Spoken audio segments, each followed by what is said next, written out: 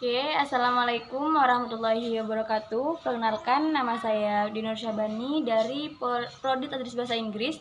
Oke, pertama-tama marilah kita panjatkan puji dan puji syukur atas kehadirat Allah Subhanahu wa taala atas limpahan rahmat dan hidayahnya kepada kita semua, dan jangan lupa pula panjatkan salawat dan salam kita pada Nabi Muhammad SAW yang telah membawa kita keluar dari zaman jahiliyah menuju ke cahaya yang menderang, yakni Adinul Islam.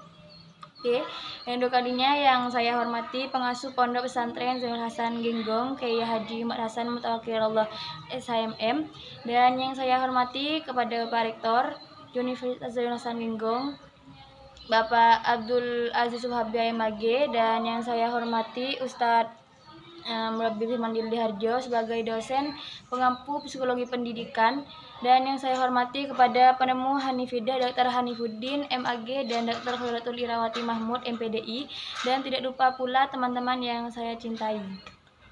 Oke, kali ini saya akan menjelaskan tentang ragam kesulitan belajar peserta didik.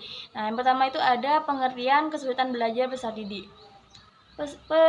Pendidikan merupakan sarana bagi seseorang untuk mempelajari berbagai macam ilmu pengetahuan dengan tujuan untuk mengembangkan potensi diri, kepribadian, kecerdasan, dan keterampilan. Nah, kesulitan belajar merupakan hambatan yang terjadi dalam suatu pembelajaran yang mempengaruhi hasil belajar, yakni menurut Mulyadi dalam Cahyono pada tahun 2016 di halaman nomor 2, kesulitan tersebut lebih mengacu pada psikologi siswa. Hal itu bisa berupa kesulitan mendengar, berbicara, menulis, membaca, mengeja, berpikir, dan menghitung.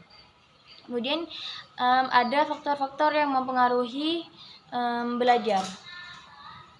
Faktor yang mempengaruhi kesulitan belajar siswa ada dua, yakni faktor internal dan faktor eksternal.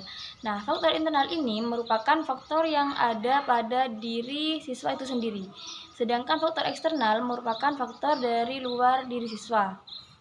Nah, adapun beberapa faktor internal, yakni yang pertama itu ada kurangnya minat belajar siswa.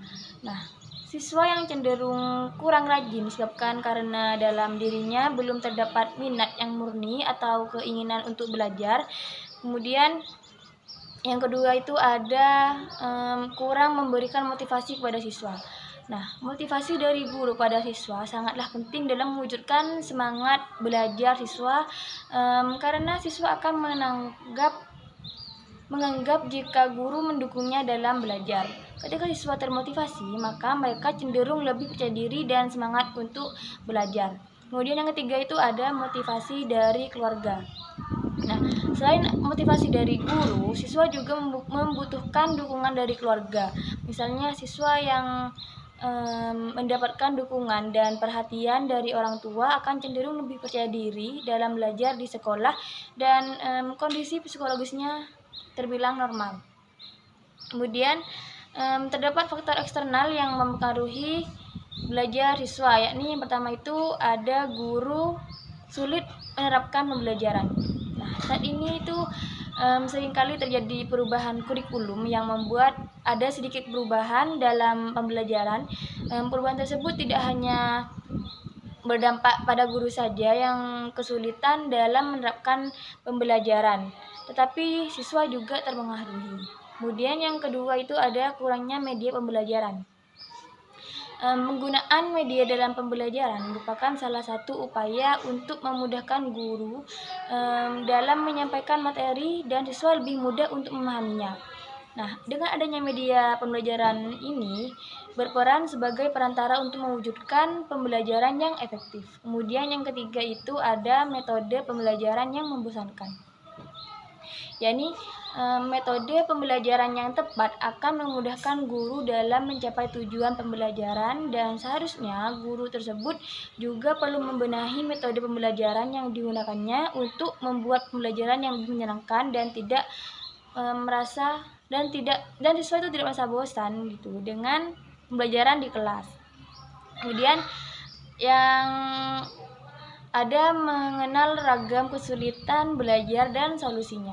Nah, kesulitan belajar siswa dapat diatasi melalui pelaksanaan diagnosis, karena hal ini dapat membantu siswa dalam mengatasi kesulitannya dalam belajar. Sebelum melaksanakan diagnosis, perlu melalui beberapa tahapan antara lain, yakni yang pertama, guru mengidentifikasi kesulitan belajar pada siswa. Nah, hal pertama yang perlu dilakukan yakni guru adalah mengidentifikasi siswa yang diperkirakan mengalami kesulitan dalam belajar. Hal tersebut supaya guru dapat mengetahui karakteristik siswa terlebih dahulu. Kemudian yang kedua itu ada mengelompokkan kesulitan belajar siswa. Nah, langkah selanjutnya ini adalah menganalisis faktor tersebut. Misalnya, ternyata ditemukan banyak faktor paling banyak pada pembelajaran yang kurang menarik dan pembelajaran membosankan, sehingga siswa merasa kurang bersemangat atau ada faktor lain yang melatar belakanginya. Nah, kemudian yang ketiga itu ada menentukan faktor yang menyebabkan kesulitan belajar siswa. Nah, ketika faktor penyebab kesulitan belajar pada siswa dapat ditemukan, langkah selanjutnya adalah menganalisis faktor tersebut. Kemudian yang keempat itu